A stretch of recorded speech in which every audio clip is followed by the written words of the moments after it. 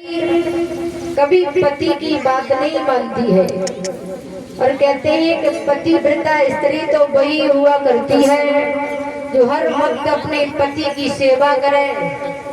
और पति अगर कहीं जाने के लिए मना भी करे तो पत्नी को मानना चाहिए। लेकिन आत्मदेव इतने अच्छे हैं, धीरे धीरे पति और पत्नी आंगन में रह रहे हैं। उनके घर में एक वृक्ष है, एक गाय है, लेकिन उन्होंने देखा कभी हमारी पत्नी के गर्भ से किसी संतान का जन्म नहीं हुआ है। हमारे आंगन में गाय है, उससे भी कभी कोई बछड़ा पैदा नहीं हुआ। और एक वृक्ष है, उस वृक्ष पर भी कभी कोई फल फूल नहीं आए। भगवान ने न जाने मेरी किस्मत कैसी बनाई है। सब कुछ दिया है लेकिन एक संतान नहीं दी है। लेकिन कहते हैं श्रोता बंधुओं, घर में धन और दौलत भले ही कितनी भी हो, अगर एक संतान नहीं है तो वो घर घर नहीं एक शमशान के बराबर लगता है। लेकिन पति को इतना कष्ट है, इतना दुख है, इतना दर्द है, लेकिन पत्नी को कोई मतलब नहीं है। बहुत पुण्य किए हैं, बहुत दान किए, लेकिन आत्मदेव ने देखा हमारे घर में कोई संतान नहीं है, ऐसे जीने से तुम मर जाए वही अच्छा है। आत्मदेव ने अपने घर को छोड़ा, मरने के लिए जंगल में चले। और जब उनकी इच्छा थी कि मर जाएं, लेकिन जब तक भगवान की इच्छा नहीं होती है तब तक कुछ होने वाला नहीं है। भगवान की बिना मर्जी के एक पत्ता भी हिल नहीं सकता है।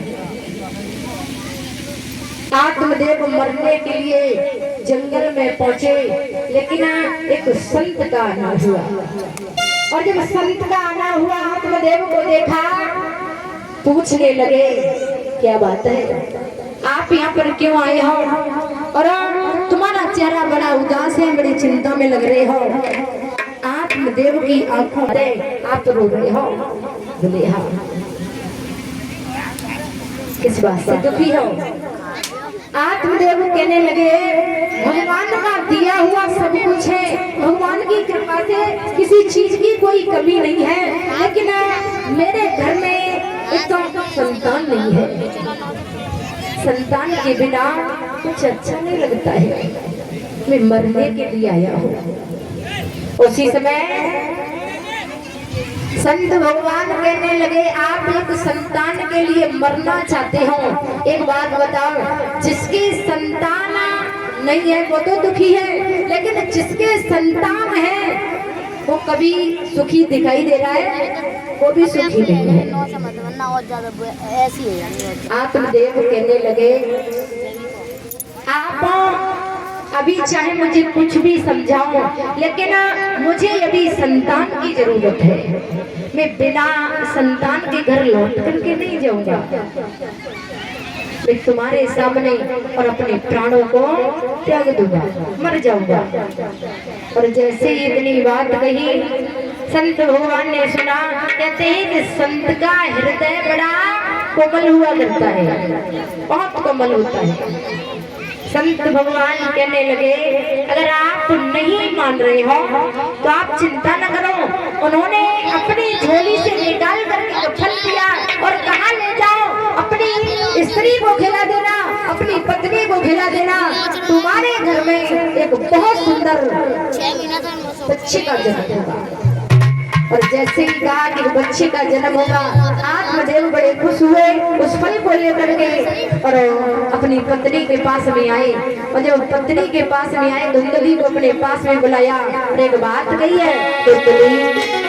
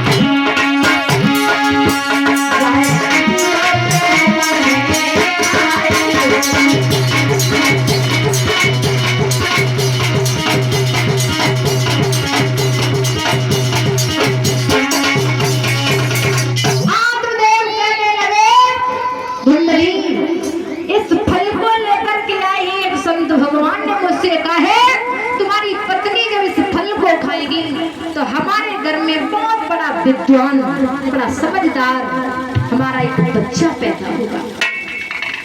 धुंधली ने जब ऐसे वचन सुने कि फल खाने से हमारा गर्भ में बालक आएगा, उस बच्चे को मैं जन्म दूंगी, ऐसा तो हो ही नहीं सकता है। धुंधली के दिमाग में नाना प्रकार की बातें आने लगी है, कहने लगी है मैं तो ये चाहती भी नहीं हूँ कि हमारे गर्भ से किसी बालक का जन्म हो, बिल्कुल नहीं। पति का मन रखने के लिए वो पत्नी कहने लगी है महाराज आपने इस फल को हमारे हाथों में दे दिया, आप यही समझो कि मैंने ये फल खा लिया है।